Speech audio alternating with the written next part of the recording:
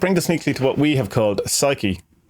Yeah. But would strictly speaking be called mind, I suppose, in Buddhist thought. Yeah.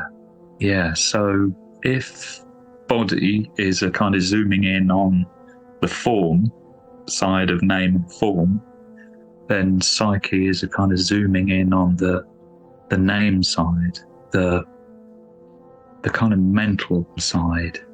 So the curious thing about the body, because we're saying here that psyche is the cause of the body, because we're going back another step in the chain.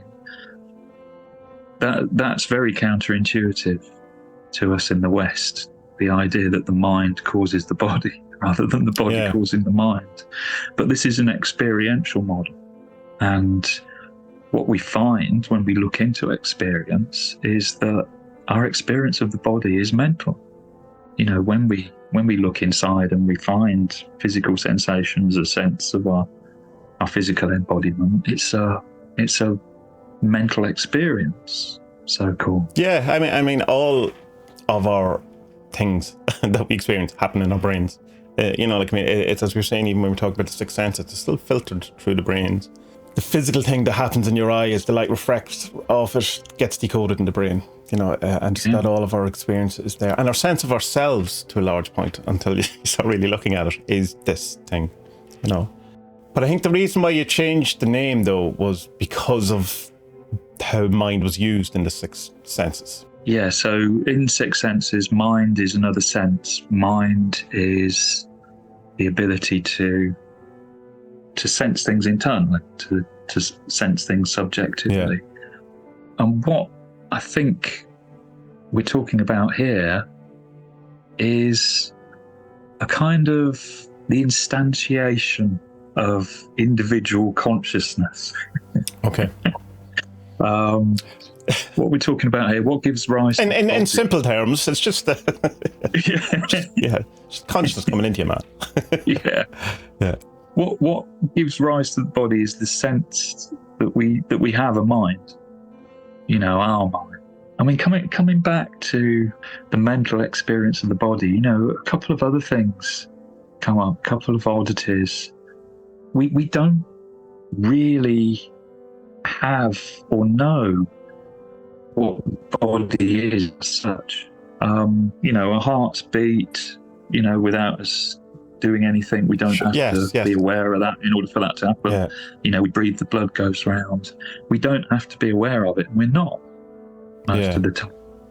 It's like we have a body rather than we are the body. Yeah. Yeah. And this psyche is, I think you've summed it up really nicely there. That's the are bit of it. We are something. Yeah, because it's an interesting, when you see things like, you have the mind games of what if my mind was in a different body. But we never kind of think of, and I stole this from somewhere, so it's not as if it's my thought, but you never think that, or really spend much time thinking about what would my body be like if it had a different mind, because you don't associate with the body at all. You associate with the mind having this body. That's the kind of relationship.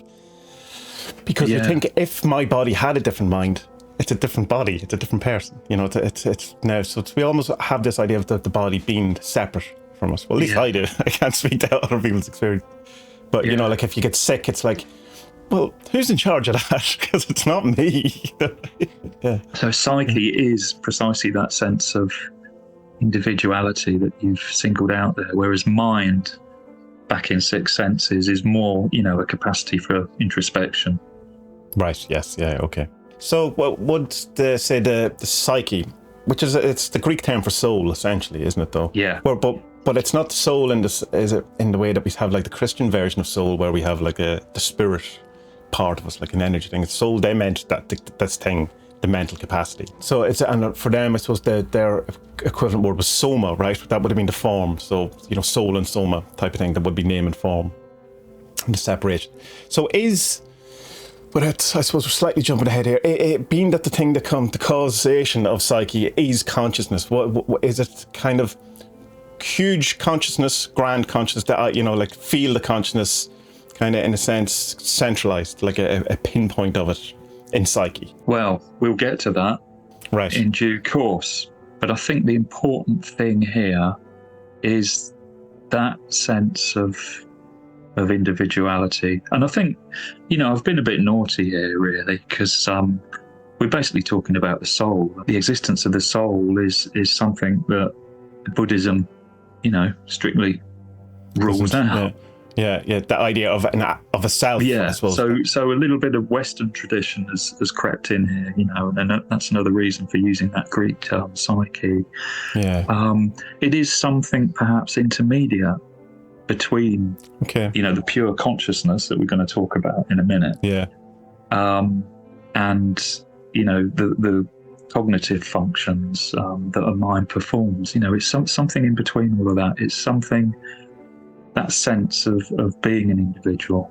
Yeah, so from a divinationary point of view, where are we in this? Pretty much all the stuff that would go along with the idea of psyche or soul. So individuality, deep emotion, deep personal, subjective experience.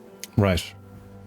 Individualized experience. Experience stuff as an individual, separate. It's dualism, I suppose. Where we are in the chain at the moment, we're beyond sensory experience now. Yeah.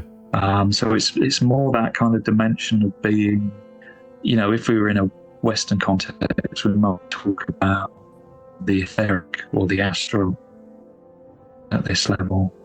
So it's emotionality, sensitivity, individuality, imagination. So deep feelings and vivid sensations, mental acuity, insight.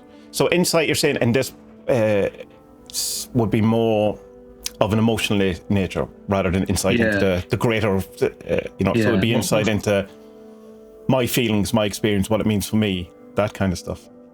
Yeah, more the kind of intuition sense of insight there. Right. Being able to grasp things on a deep emotional level. And so what then would be the reversed? A more kind of mechanistic approach to things, a more kind of numb, dumbed down sort of domain of experience, not feeling, not connecting on an intuitive level with things. Would it be like, when you see someone playing a piece of music and you say there's no soul to it, it doesn't have that quality or something, is it? Yeah. Is it that insensitivity. Yeah. So what's going on with the imagery? Well, again, desert, we have, because it's kind of the body's not fully formed, because it forms next since we start. It's kind of conceived, obviously, like that, because it's not really psyche, although it's physical. I probably should have just done a brain, possibly, but... but there is the kind of notion of the greater consciousness kind of coming in, coming down, but there's still the blindness of the clouds in front, so it's not, it's not fully, I suppose, materialized like it is previous to the body. So it's I suppose, in one sense, until you get the body, you don't get the causation that we were talking about, that you need both the body and the thing to be seen. So there's still a kind of an element of, not that you're blind, but there's nothing yet to see or something like that. That was kind of the idea, just trying to bring it in.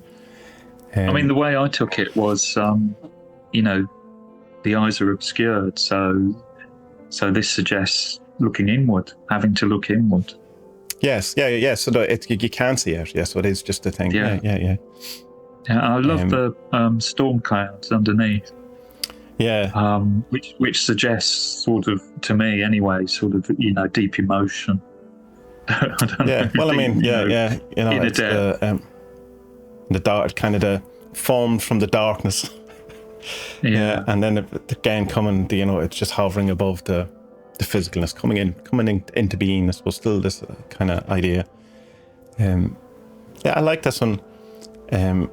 I don't know why he's red. It just felt right. Like it's rather than blue that the other bodies would be. It's I suppose it's red until it cools and then it's blue, isn't it? Like that's it in this kind of a notion. And I suppose the orange then above him and the light of the soul, and there's all of these kind of things. I like it, and I like that you don't know what size it is. Is this a tiny wee thing?